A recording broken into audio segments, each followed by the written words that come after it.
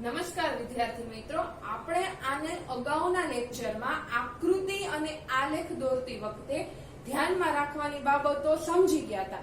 હવે ત્યાર પછીનો ટોપિક છે આકૃતિના પ્રકારો.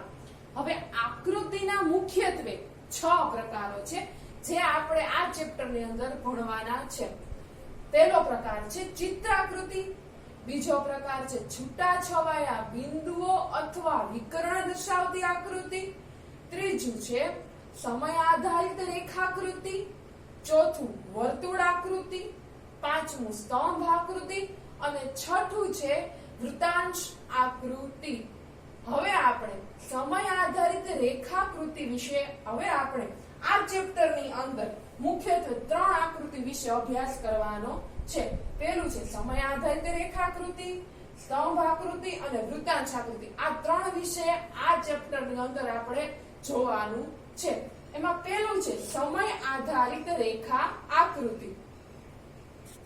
હવે આપણે પહેલું છે સમય આધારિત રેખા આકૃતિ. હવે સમય આધારિત રેખાકૃતિ એ બે ચલ વચ્ચેના સંબંધની રેખા અને તેનો ઢાળ દર્શાવે છે. આપણે એનું ઉદાહરણ જોઈએ તો કે માંગ રેખા. આપણે ધોરણ 11 ની અંદર જોઈ ગયા કે કિંમત અને માંગ વચ્ચે વ્યસ્ત સંબંધ છે. કિંમત વધે એ માંગ ઘટે છે. જેમ જેમ કિંમત વધે છે તેમ તેમ માંગમાં ઘટાડો થતો જોવા મળે છે. આપણે અહીંયા બીજો જ એક ઉદાહરણ વસ્તી વૃદ્ધિની ટકાવારી દ્વારા સમય આધારિત રેખાકૃતિ વિશે અભ્યાસ કરીશું. એક આપણે ઉદાહરણ જોઈએ કે સમયગાળો અને વસ્તી વૃદ્ધિ દર 1951 થી 61, 1961 થી 71, 71 થી 81, 81 થી 91, એટલે કે દર 10 વર્ષે વસ્તી વૃદ્ધિ દર આપણને આપેલો છે. 51 થી 61 ની અંદર 21.64 હતો, 61 થી 71 ની અંદર 24.80 હતો, 71 થી 81 ની અંદર 24.66 હતો, 81 થી 91 ની અંદર 23.87 હતો. હવે આ ઉદાહરણ દ્વારા આપણે સમય આધારિત રેખાકૃતિ વિશે અભ્યાસ કરીએ. તો સૌથી પ્રથમ 51 થી 61 ની અંદર વસ્તી વૃદ્ધિ દર ટકામાં આપેલો છે. પેલું છે 21.64%. 51 થી 61 ની અંદર 21.64% વસ્તી વૃદ્ધિ દર આપણને આપેલો છે, જે આપણે અહીંયા ગ્રાફમાં મૂકશું. ત્યાર પછી છે 61 થી 71 ની અંદર 24.80%.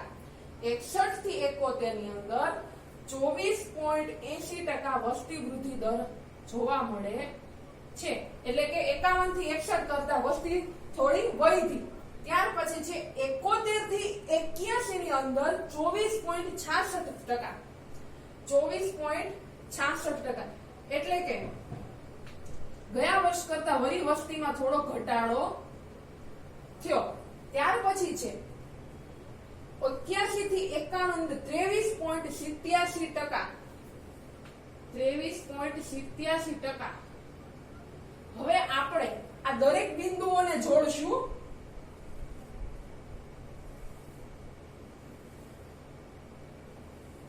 તો આપણે એક આવો ઢાળ જોવા મળશે. હવે દરેક બિંદુઓને જોડતા ઢાળ જોવા મળશે કે પહેલા વસ્તી 21.64% હતી, ત્યાર પછી વસ્તીમાં વધારો થયો એટલે કે 24.80% થઈ. ત્યાર પછી વસ્તીમાં થોડો ઘટાડો થયો 24.66% થઈ અને ત્યાર પછી વસ્તીમાં 81 થી 91 23.87% વસ્તી એટલે થોડોક હજી ઘટાડો થયો એટલે 23.87%. એટલે આપણને આ ઢાળ આવી રીતના જોવા મળે છે.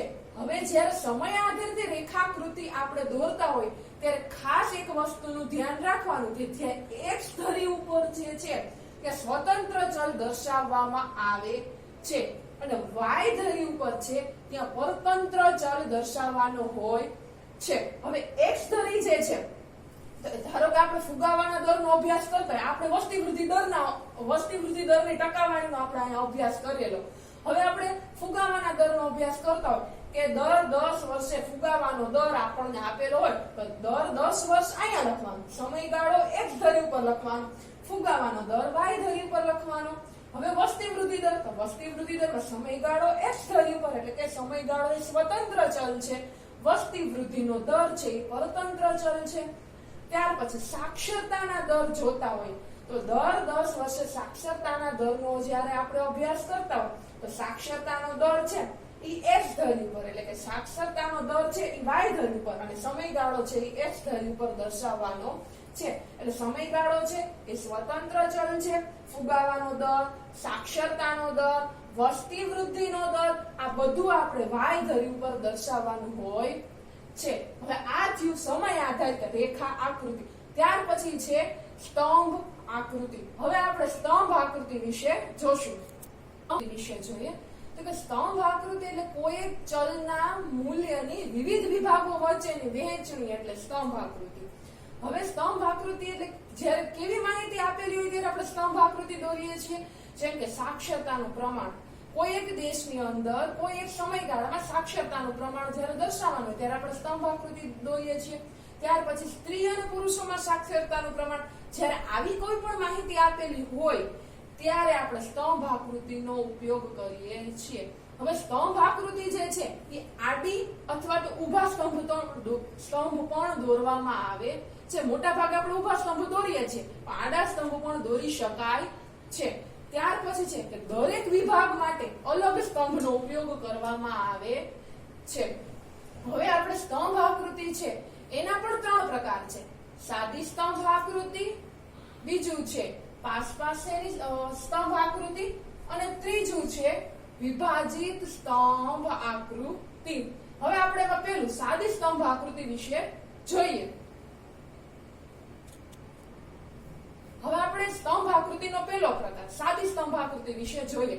તો સાદી સ્તંભ આકૃતિ એટલે કે જેની અંદર કોઈ એક આધાર હોય અને કોઈ એક જ ચલનું મૂલ્ય દર્શાવવાનું હોય ત્યારે આપણે સાદી સ્તંભ આકૃતિનો ઉપયોગ કરીએ છીએ. કોઈ એક આધાર, જેમ કે કોઈ પ્રદેશો આપેલા હોય, કોઈ સમયગાળો આપેલો હોય વગેરે જેવી કોઈ આધાર આપેલા હોય અને કોઈ એક ચલ પણ એક જ હોય ત્યારે આપણે સાદી સ્તંભ આકૃતિનો ઉપયોગ કરીએ છીએ. હવે અહીંયા આપણે એક ઉદાહરણ દ્વારા સાદી સ્તંભ આકૃતિ જોઈએ. તો એક ઉદાહરણ છે, દુકાનમાં દર 2 મહિનામાં ચોકલેટ બોક્સનું વેચાણ.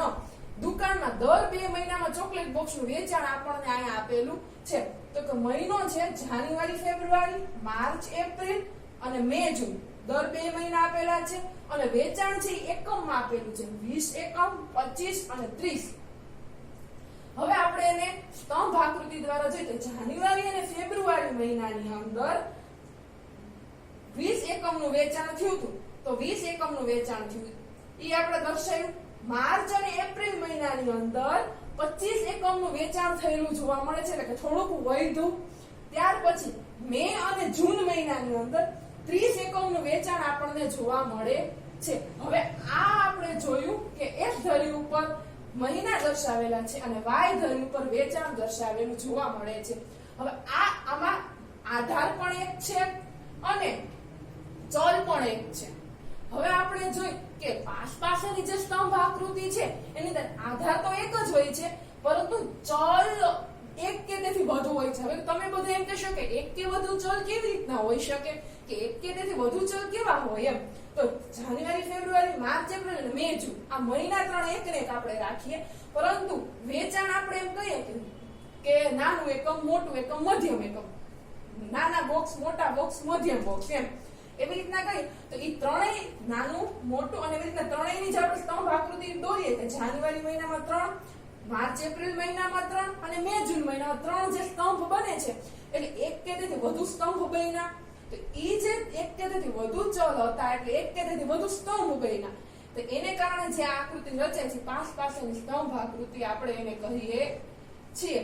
હવે આપણે પાસેની સ્તંભ આકૃતિ વિશે જોઈએ. હવે આપણે સ્તંભ આકૃતિનો બીજો પ્રકાર એટલે કે પાસેની સ્તંભ આકૃતિ વિશે જોયું. આપણે સાદી સ્તંભ આકૃતિ વિશે તો જોઈ લીધું કે જેમાં એક જ આધાર હોય અને એક જ ચલ હોય એટલે કે સાદી સ્તંભ આકૃતિ દોરીએ. પરંતુ આધાર એક હોય પરંતુ ચલનું મૂલ્ય એક કે તેથી વધારે હોય ત્યારે આપણે પાસેની સ્તંભ આકૃતિનો ઉપયોગ કરીએ છીએ. આપણે એક ઉદાહરણ દ્વારા જોઈએ એટલે ખ્યાલ વધુ સ્પષ્ટ થાય. પાસેની સ્તંભ આકૃતિ, કોઈ એક દુકાનમાં દર 2 મહિનામાં વિવિધ માપના ચોકલેટનું વેચાણ એક દુકાનમાં દર 2 મહિનાની અંદર વિવિધ માપ દર્શાવેલું છે. ઓમાં શું કીધું હતું? ખાલી ચોકલેટનું વેચાણ. જ્યારે આમાં વિવિધ માપના ચોકલેટનું વેચાણ એમ કીધેલું છે. હવે જાન્યુઆરી ફેબ્રુઆરી 2 મહિના થયા. માર્ચ એપ્રિલ મે અને જૂન દર 2 મહિનાની અંદર નાના બોક્સનું વેચાણ અને મધ્યમ બોક્સનું વેચાણ. નાના બોક્સના ચોકલેટનું વેચાણ અને મધ્યમ બોક્સના ચોકલેટનું વેચાણ એમ 2 ચલ આપણને આપેલા છે. જ્યારે આવી રીતના 2 ચલ આપેલા હોય ત્યારે આપણે એક કે તેથી વધુ ચલ આપેલા હોય ત્યારે આપણે પાસેની સ્તંભ આકૃતિનો ઉપયોગ કરીએ છીએ. હવે આપણે એક્સ ધરી ઉપર મહિના દર્શાવેલા છે. જાન્યુઆરી ફેબ્રુઆરી, માર્ચ એપ્રિલ અને મે જૂન. જ્યારે વાય ધરી ઉપર ચોકલેટના બોક્સનું વેચાણ દર્શાવેલું છે. હવે જાન્યુઆરી અને ફેબ્રુઆરીની અંદર નાના બોક્સના ચોકલેટનું વેચાણ 10 હતું. જાન્યુઆરી અને ફેબ્રુઆરી 2 મહિનાની અંદર નાના બોક્સના ચોકલેટનું વેચાણ 10 એકમ હતું. જ્યારે મધ્યમ બોક્સના ચોકલેટનું વેચાણ 15 હતું. આપણે બંને સ્તંભ દોરેલા છે. બંને સ્તંભને અલગ રીતે અલગ કરતી આપણે એમાં ડિઝાઇન કરવાની છે. એટલે એક સ્તંભ બીજા સ્તંભથી અલગ થવો જોઈએ. એક વિભાગ બીજા વિભાગથી અલગ પડવો જોઈએ તેવો આપણે શેડ કે અથવા તો એવી આપણે ડિઝાઇન દ્વારા આપણે એને અલગ કરી શકીએ છીએ. હવે જાન્યુઆરી મહિનામાં 10 એકમનું વેચાણ હતું. જ્યારે મધ્યમ બોક્સનું વેચાણ 15 એકમ હતું. હવે માર્ચ એપ્રિલ મહિનાની વાત કરીએ તો માર્ચ અને એપ્રિલ મહિનાની અંદર નાના બોક્સના ચોકલેટનું વેચાણ 15 થયું. એટલે નાના બોક્સના ચોકલેટનું વેચાણ આપણને 15 જોવા મળે છે. જ્યારે મધ્યમ બોક્સના ચોકલેટનું વેચાણ આપણને 25 જોવા મળે છે. એટલે દરેક 2 સ્તંભ પેલા સ્તંભથી અલગ હોવો જોઈએ તો જ આપણે એને ઓળખી શકશું. મે અને જૂન મહિનાની અંદર નાના બોક્સના ચોકલેટનું વેચાણ 10 છે. જ્યારે મધ્યમ બોક્સના ચોકલેટનું વેચાણ 30 જોવા મળે છે. અહીં આપણે ખાસ એક બાબત યાદ રાખવાની કે જ્યારે આપણે ગ્રાફ દોરાઈ જાય, ગ્રાફ દોરીએ પાસેની સ્તંભ આકૃતિનો ત્યારે આપણે ઈ દર્શાવવાનું હોય. જમણી બાજુ ઉપર તમે ઈ દર્શાવી શકો કે નાના બોક્સના ચોકલેટ એકમ માટે આપણે આ ડિઝાઇન રાખેલી છે. જ્યારે મધ્યમ બોક્સના ચોકલેટનો જે સ્તંભ દોરેલો છે એના માટે આપણે આ રીતના ડિઝાઇનનો સ્તંભ દોરેલો જોવા મળે છે. એક સ્તંભ બીજા સ્તંભથી અલગ પડે છે એ આપણે દર્શાવવું જરૂરી બને છે જ્યારે આપણે પાસેની સ્તંભ આકૃતિ દોરતા હોઈએ ત્યારે. હવે આપણે સ્તંભ આકૃતિનો ત્રીજો પ્રકાર એટલે કે વિભાજિત સ્તંભ આકૃતિ વિશે જોઈએ. હવે આપણે ત્રીજો પ્રકાર છે વિભાજિત સ્તંભ આકૃતિ. આપણે સાદી સ્તંભ આકૃતિ જોઈ, પાસેની સ્તંભ આકૃતિ જોઈ, હવે વિભાજિત સ્તંભ આકૃતિ. જેમાં વિભાજિત સ્તંભ આકૃતિની અંદર કોઈ સ્તંભ તો એક જ દોરવાનો છે પણ એ સ્તંભની અંદર એક કે તેથી વધુ પેટા વિભાગ પડતા હોય ત્યારે આપણે વિભાજિત સ્તંભ આકૃતિનો ઉપયોગ કરીએ છીએ. જેમ કે આપણે એક ઉદાહરણ દ્વારા જોઈએ તો દર 2 મહિનાના ગાળામાં ગ્રામ્ય અને શહેરી વિસ્તારમાં ચોકલેટ બોક્સનું વેચાણ. ગ્રામ્ય અને શહેરી વિસ્તારમાં ચોકલેટ બોક્સનું વેચાણ કીધેલું છે. તો વેચાણ ક્ષેત્ર જાન્યુઆરી ફેબ્રુઆરી, માર્ચ એપ્રિલ અને મે જૂન. ગ્રામ્ય વિસ્તારમાં વેચાણ 10 એકમ હતું, શહેરીમાં 20 એકમ હતું. માર્ચ એપ્રિલ મહિનામાં ગ્રામ્ય વિસ્તારમાં 15 એકમ વેચાણ હતું. ત્યાર પછી શહેરી વિસ્તારમાં 10 એકમ વેચાણ હતું. ત્યાર પછી મે અને જૂન મહિનામાં 25 એકમ વેચાણ હતું અને શહેરી વિસ્તારમાં 30 એકમ વેચાણ થયું. હવે ભારતની અંદર કુલ કેટલું વેચાણ થયું એનો સરવાળો નીચે કરો. 30 એકમનું વેચાણ થયું છે જાન્યુઆરી ફેબ્રુઆરીમાં. માર્ચ અને એપ્રિલ ની અંદર 25 એકમનું વેચાણ થયું છે અને મે અને જૂન ની અંદર 55 એકમનું વેચાણ થયું છે. ગ્રામ્ય અને શહેરી એ બેનો સરવાળો કરવાનો છે. હવે આપણે જોઈએ તો આપણે એક્સ ધરી ઉપર મહિનો દર્શાવેલો છે કે જાન્યુઆરી ફેબ્રુઆરી, માર્ચ એપ્રિલ અને મે જૂન. જ્યારે વાય ધરી ઉપર ચોકલેટ બોક્સનું વેચાણ દર્શાવેલું છે. હવે આપણે સ્તંભ તો અહીંયા એક જ દોરવાનો છે પરંતુ આપણે અહીંયા સ્તંભને પેટા વિભાગ એક કે તેથી વધુ પેટા વિભાગમાં જ્યારે વેચીએ ત્યારે વિભાજિત સ્તંભ આકૃતિનો આપણે ઉપયોગ કરીએ છીએ. એટલે કે જો જાન્યુઆરી અને ફેબ્રુઆરી મહિનામાં ગ્રામ્ય વિસ્તારમાં 10 એકમ વેચાણ હતું તો 10 એકમ વેચાણ. ત્યાર પછી શહેરી વિસ્તારમાં 20 એકમ વેચાણ છે. એટલે આ બંનેને અલગ કરતી વચ્ચે એક આપણે લાઈન દોરેલી છે. જ્યારે અલગ કરતી લાઈન દોરેલી છે એટલે બંનેમાં આપણે અલગ ડિઝાઇન કરવાની, અલગ શેડ આપવાના, જેથી બંને એકબીજાથી અલગ પડે. ત્યાર પછી માર્ચ અને એપ્રિલ મહિનાની અંદર ગ્રામ્ય વિસ્તારમાં 15 એકમનું વેચાણ થયું, જ્યારે શહેરી વિસ્તારની અંદર 10 એકમનું વેચાણ જોવા મળે છે. દરેકમાં આપણે લાઈન અલગ લાઈન વચ્ચે દોરી અને અલગ કરતી ડિઝાઇન દર્શાવવાની છે. એટલે કે દરેક વેચાણ બીજા ગ્રામ્ય વિસ્તાર શહેરી વેચાણથી અલગ જોવા મળે. એવી જ રીતે મે અને જૂન મહિનાની અંદર ગ્રામ્ય વેચાણ 25 હતું, જ્યારે શહેરી વેચાણ 30 જોવા મળે છે. એટલે એ આપણે અહીંયા જોઈ શકીએ છીએ કે ગ્રામ્ય વેચાણ માટે આપણે આ ડિઝાઇન કરેલી છે, જ્યારે શહેરી વેચાણ માટે આપણે આ ડિઝાઇન કરેલી જોવા મળે છે. અહીંયા પણ આપણે જ્યારે ગ્રાફ બનાવી લઈએ ત્યારે ગ્રાફમાં ઉપર જમણી બાજુ આપણે વિગત દર્શાવવી પડે કે આપણે ગ્રામ્ય વેચાણ માટે કઈ ડિઝાઇન કે કયો શેડ રાખેલો છે, શહેરી માટે કયો શેડ રાખેલો, જેથી એક પેટા વિભાગ બીજા વિભાગથી આપણે અલગ એને પાડી શકીએ. હવે આજે આપણે સ્તંભ આકૃતિના 3 પ્રકાર વિશે જોયું.